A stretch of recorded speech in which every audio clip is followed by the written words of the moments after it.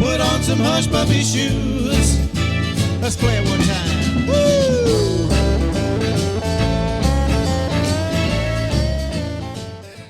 A really great, although not terribly well known at the time, English blues-based band, kind of over the period of time turns into a colossus and becomes one of the best American English bands of all time. And Dan's going to walk us through this transformation. The original Fleetwood Mac came out of that British blues rock finishing school or cauldron known as John Mayall.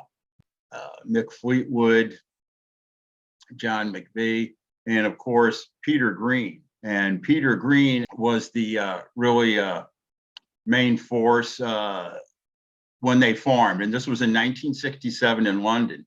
The first time I heard Fleetwood Mac, it was a hard blues song and was called Oh Well. And I'm telling you, the vocal and the guitar work with Peter Green was just, it's just some phenomenal blues playing.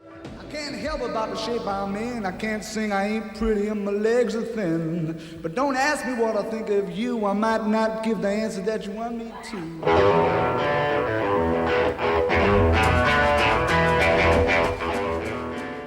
They weren't selling a whole lot, but enough to where the record company kept giving them contracts. Peter Green, he started experimenting with powerful hallucinogenic drugs, and it sort of took a toll on him.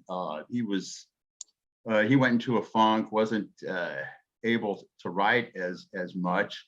He had to just step away from it. He just couldn't maintain. So Mick Fleetwood, I thought, well, what's next? We need a strong singer. We need another guitarist, because Spencer at that time had left. And so somebody in the Fleetwood Mac management structure said, why don't you go down and hear this American vocalist whose name is Bob Welch.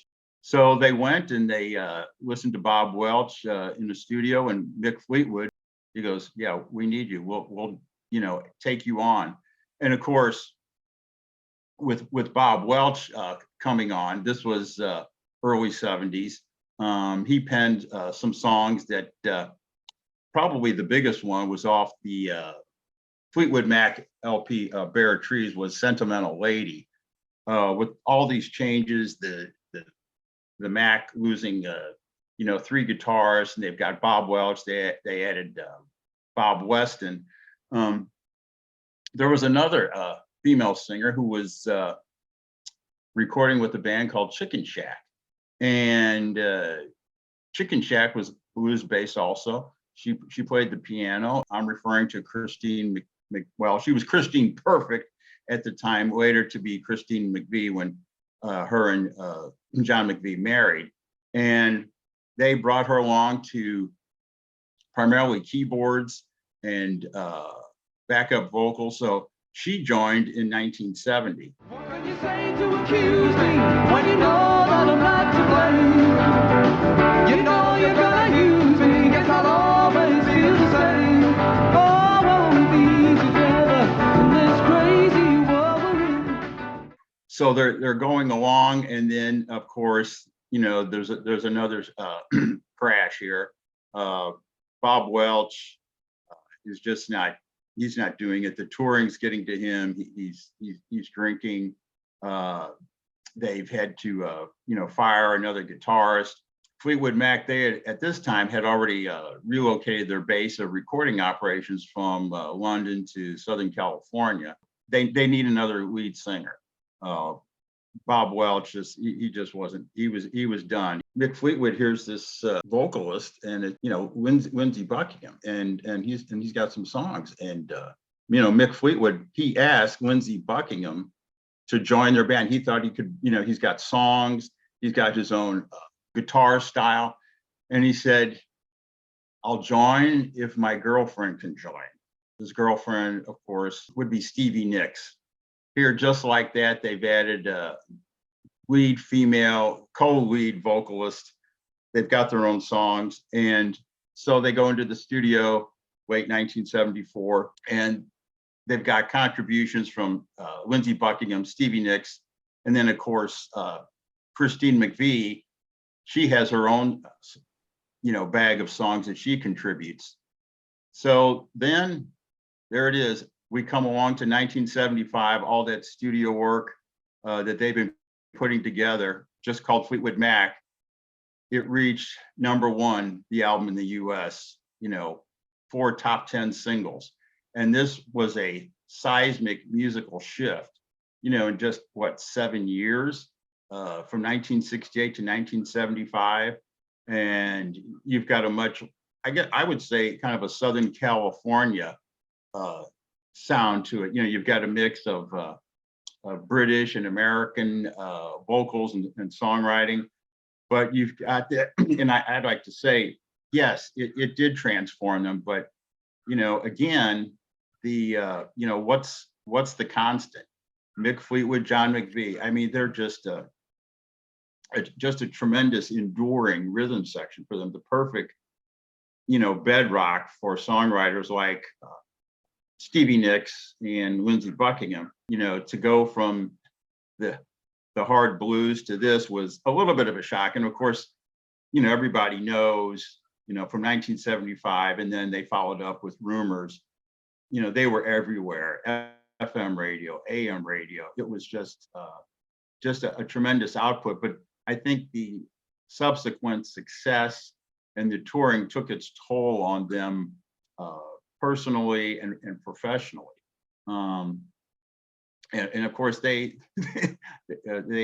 not so coyly in their songs on Rumors. I think it alluded to a lot of the interpersonal relationships with the band.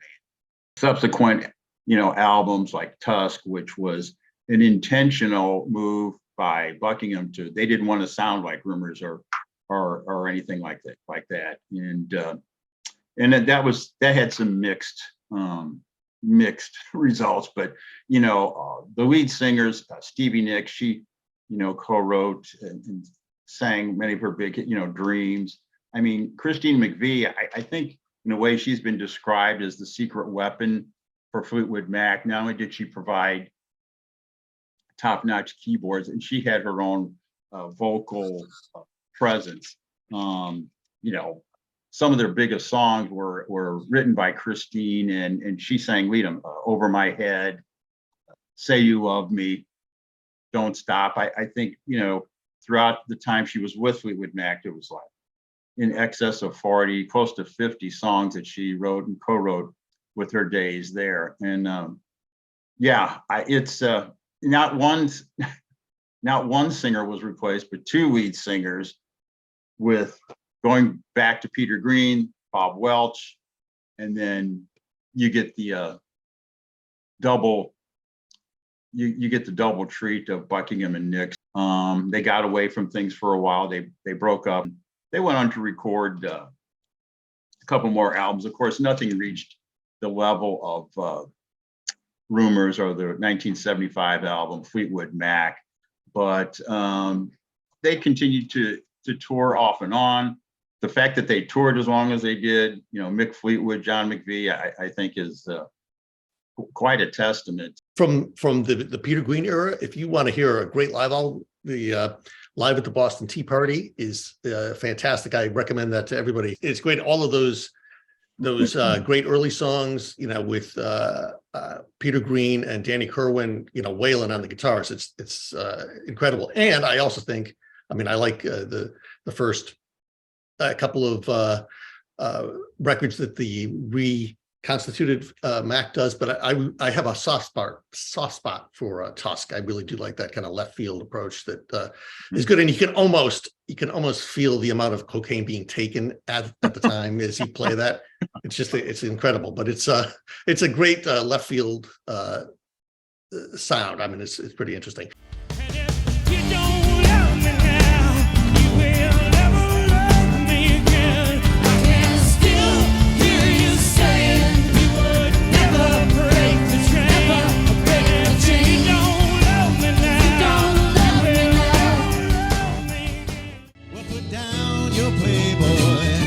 some hush puppy shoes. Let's play it one time.